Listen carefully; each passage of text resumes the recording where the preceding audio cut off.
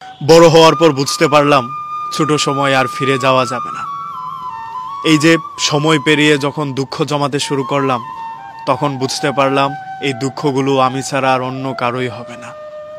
আমরা শৈশব পেরিয়ে আসি, ছোট সময় ভাবতে থাকি বড় কখন হব। বড় হওয়ার পর বুঝতে পারি স্কুল জীবনের সেই ব্যাগটাই ভালো ছিল। এখনকার দুঃখ থেকে অন্তত হালকা ছিল।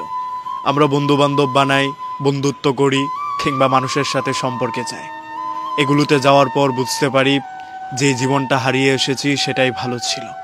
এখানে শুধু মানুষ মিথ্যে প্রতিশ্রুতি দেয়, থেকে যাওয়ার কথা বলে ছেড়ে যায়, রেখে দেবে বলে ছেড়ে দেয়, কিংবা সম্পর্ক সারা জীবন রাখবে বলে প্রতিজ্ঞা ভেঙে দিয়ে যায়। ক্ষণে ক্ষণে মন ভাঙা দেখে এটা বুঝতে পারলাম বড় হয়ে ভুল হয়েছে, শৈশবটাই ভালো ছিল।